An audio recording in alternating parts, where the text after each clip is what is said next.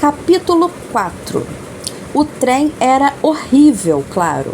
A maioria das crianças não estava tão feliz quanto eu com a partida. Algumas choravam e uma vomitou no cantinho do vagão.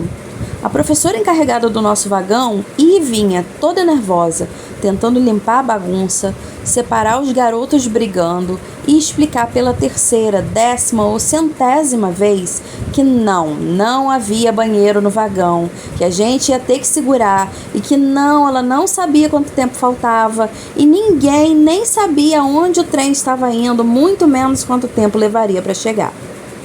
Sem banheiro, nada para beber e já havíamos comido todo o nosso pão. Virei açúcar na mão do Jamie e ele lambeu feito um gato. Enquanto isso, o mundo passava pelas janelas cada vez mais depressa. Se eu deixasse meus olhos fora de foco, a paisagem borrava e passava ligeira. Se eu firmasse o foco em alguma coisa, ela ficava parada enquanto eu movia a cabeça, e ficava claro que era o trem e não o mundo que estava se mexendo. Os prédios sumiram e de súbito surgiu verde. Verde para todo lado. Um verde vivo, vibrante, esplêndido, subindo pelo ar em direção ao céu azul. Azul. Eu olhei fascinada. O que é isso? Grama, respondeu Jamie. Grama? Ele conhecia esse verde? Não havia grama na nossa travessa, nem nada parecido que eu já tivesse visto. Eu conhecia o verde das roupas e dos repolhos, mas não o do interior. O Jamie assentiu. Fica no chão. É pontuda, mas é macia, não espeta. Tem grama no cemitério, em volta dos túmulos, e nas árvores, que nem aquela ali. Ele apontou pela janela. As árvores eram finas e compridas, como talos de aipo, só que gigantes, com um monte de verde em cima. Quando foi que você viu um cemitério? Perguntei. O que é um cemitério? Eu deveria ter perguntado em seguida. Eram tantas coisas que eu não conhecia. O Jamie deu de ombros. St. Mary's. Brincamos de pular carniça nos túmulos. O vigário expulsou a gente. Eu observei o verde até ele começar a embaçar. Tinha passado metade da noite acordada, para que não perdêssemos a hora, e agora minhas pálpebras começavam a cair mais e mais, até que o Jamie sussurrou. Ada, olha! Vi uma garota num pônei, acompanhando o trem. Estava em cima do pônei, sentada nas costas dele, uma perna de cada lado. Ela segurava umas cordas ou coisa parecida, presas à cabeça do bicho. Ela gargalhava, um sorriso de alegria escancarado no rosto. E ficou claro até para mim que o lugar dela era ali. A menina conduzia o pônei. Dizia a ele o que fazer. Cavalgava o pônei. E o pônei corria toda. Eu conhecia os pôneis da travessa, mas só os tinha visto puxando carroças. Não sabia que dava para montar neles. Eu não sabia que corriam tanto. A garota se inclinou para frente, perto da crina esvoaçante do pônei. Moveu os lábios como se gritasse algo.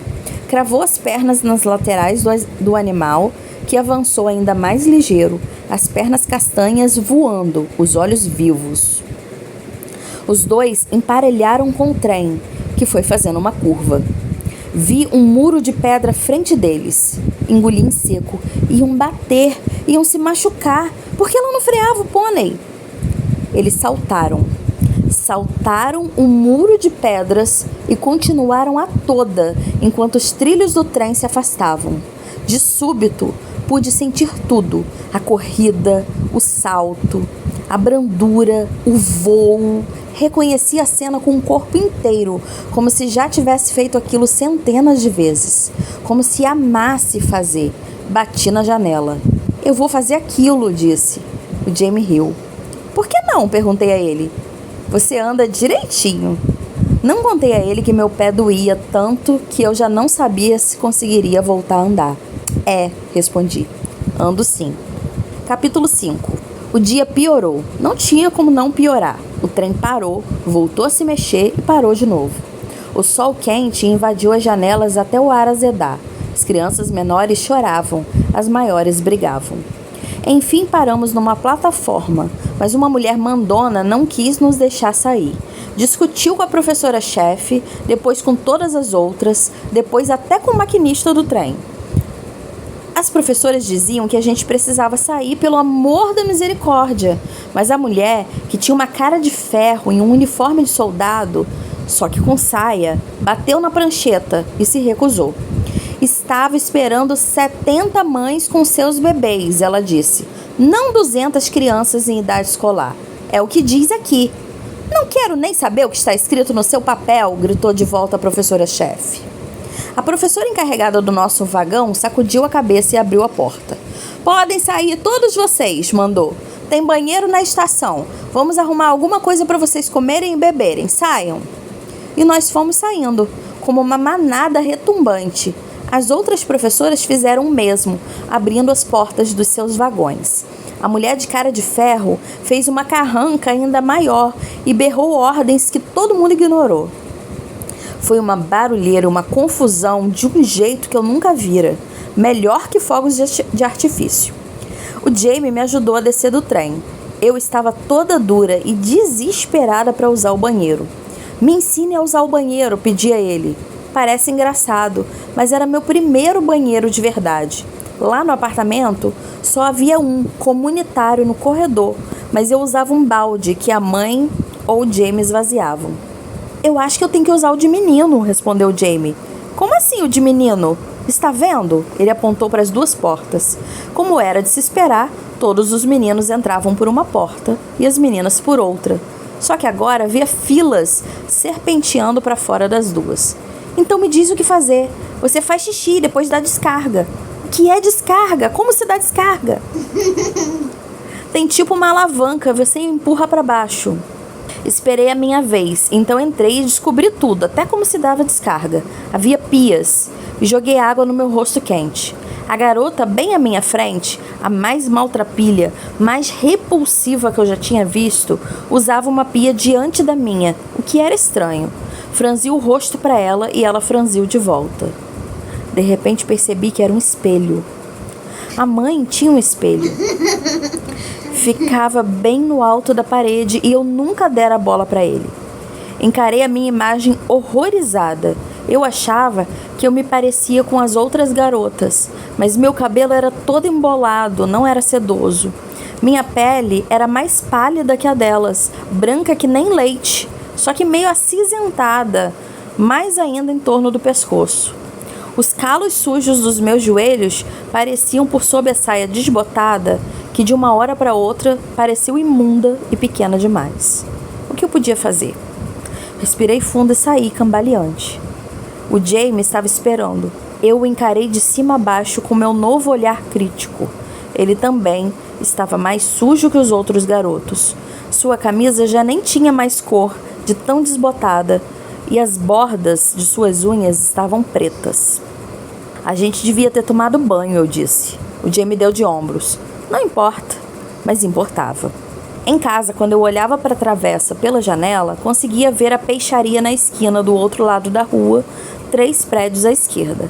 Eles recebiam peixe todas as manhãs e deixavam a venda do lado de fora, em cima de uma tábua de pedra grossa e bem gelada. No calor do verão, os peixes não tardavam a ficar passados, por isso as mulheres faziam uma seleção criteriosa e escolhiam só os melhores e mais frescos. Era isso que éramos, nós, as crianças, peixes numa tábua. As professoras nos arrebanharam pela rua até um grande edifício e nos colocaram em fila, coladinhos a uma parede.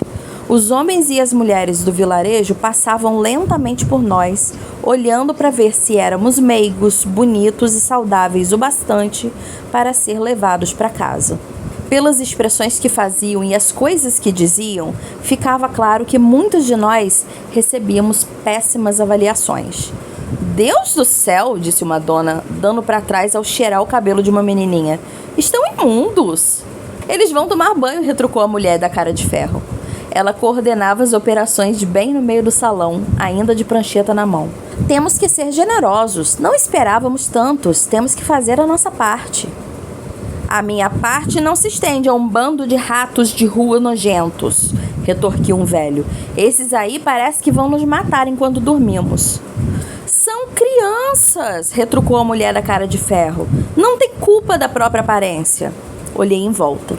As meninas do vilarejo que distribuíam xícaras de chá tinham um aspecto radiante, com fitas no cabelo. Pareciam cheirar bem. Pode até ser, respondeu outra dona, mas eles não têm muito a ver com as nossas crianças, não é? A mulher da cara de ferro abriu a boca para discutir, depois tornou a fechá-la sem dizer nada. Fosse lá o que fôssemos, não éramos como as crianças deles. Isso estava bem claro. Ada, sussurrou Jamie, ninguém quer a gente. Era verdade. A multidão já diminuía. Restavam cada vez menos crianças. As professoras nos colocavam juntinhos e falavam bem de nós. A mulher da cara de ferro tentava convencer o pessoal que ainda estava lá. Uma velha de cabelo azulado pôs a mão no ombro do Jamie. Não levo a garota, ela disse, mas acho que consigo dar conta do garotinho. A senhora não vai querer ele, respondi. Ele rouba e morde. E sem mim para controlar, as convulsões podem voltar. A velha abriu a boca num ó silencioso. Afastou-se depressa e foi embora com o irmão de outra pessoa. Então o salão ficou vazio, exceto pelas professoras, a mulher de ferro, o Jamie e eu. A mãe tinha razão. Ninguém queria a gente. Fomos os únicos que não tinham sido escolhidos.